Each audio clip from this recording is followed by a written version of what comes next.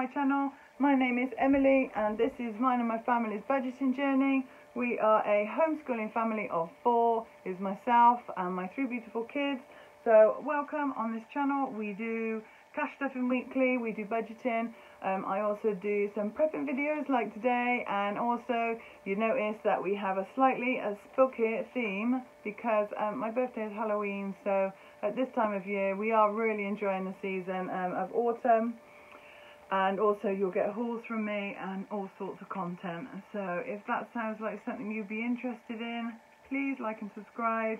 I would love to have you. I hit 1,000 last week. Again, I say every video, can't thank you enough. Thank you so much. It's fantastic, and I can't believe I've only been going since January and I've got this far already. So, but I couldn't have done it without you, so thank you very much. Okay, let's get on with it. Yesterday I did a video on the 10 things that I would do or get to try and recession-proof your life. I hope that was handy. All of these will be in a playlist because it is Preparedness September, so I was doing I plan to do lots of videos this month to help get everyone on the right path. So today, forgive me for looking down at my notes, today is sort of a beginner's guide, but it's also, I asked myself some questions as to if I went back all those years when I started doing all this prepping type thing, I should say, would I change anything? And there is a few things that I might tweak. I don't think that I'd change anything, but there is a few things I'd tweak, so I thought about going through it today. There's only 5 things, so the first thing is start where you are. It doesn't matter. So I did put it off for a long time. I thought it was stupid.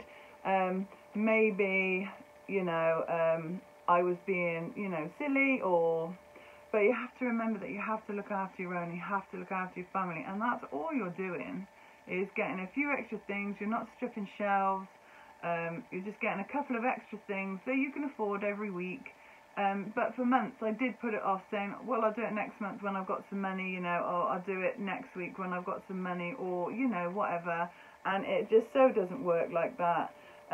As you know, we're all going into uncertain times, and I would seriously suggest just getting a couple of things each week. It really doesn't matter how much you get, how much extra have you got.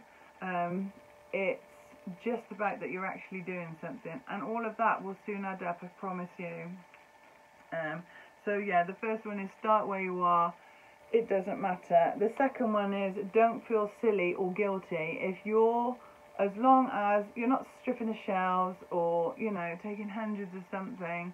Don't feel guilty for looking out for your family. Don't ever feel guilty. And don't let anyone else make you feel guilty either. I was lucky. Most people thought I was a nutter and left me alone.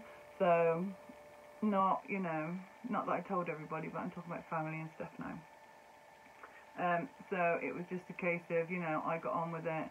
And even though they didn't believe it, trust me, in March 2020 they believed it, because I think I was the only one in the whole of the country who had toilet roll. I then distributed the toilet roll throughout the county to my family. So, well, less said, you know, soon as mended. So yeah, don't let anyone as well make you feel like you're being selfish or stupid, or no, it doesn't work like that. You're putting some away for your family. And to be fair, at the moment, with everything going up all the time, it's never going to be as cheap as it is today. Any food is never going to be as cheap as it is today. So if you've got the money, get it in. Trust your gut instinct and not normalcy bias. Normalcy bias is something that goes off in your brain that says, oh, you know, it's fine, we don't need to do anything, we don't need anything. You know, Tesco will always be there, there'll always be stuff on the shelves, and blah, blah, blah. I don't think so. At some point it's going to get to that point where, you know, there's going to be less and less. You can see it yourself, they're fronting, as they call it, the shelves at the moment, because they haven't got enough stock in. But besides all that, you can get shortages, you can get all sorts of things happen. Bad weather in your area. I know up here there are several days a year when either it's snowy or icy, and we can't get deliveries up here. So it's not that you're being silly, it's just that you're forward planning. And I know people hate the word prepper, but you're just stocking up then, alright? Just stocking up for next week or next month or next year or whatever. Or just some extra in case you can't get out. I mean, you might be ill, then you can't get out. So having some extra on hand, I think, is such a good idea anyway. Slow and steady wins the race. Slow and steady does win the race. I said that even if you can only afford a couple of things a week, and especially with things going up as they are, when all of that happened a couple of years ago, I saw that come in a mile off months before. So we're stocking up, but by the end of it, I had a lot left over that I wasn't going to eat. So fortunately, I could take it to a food bank and give it to them, which was very nice. I like doing that. But it was a waste, really. Well, it wasn't in the end, but it was for me. So lesson learned is store what you eat and eat what you store. Nothing fancy, ordinary stuff, but stuff that we don't eat as a family. But I thought that, you know, I should have this or I should have that. But no, but fortunately I went to the food bank, so good story then ends. Also, the last thing is going back to family think you're mental, although I think that consensus has changed over the last couple of years with everything that's happened. I don't think that people think that preppers are as mental as they used to be. You used to get very bad rap. And over here in the UK, prepping was unheard of.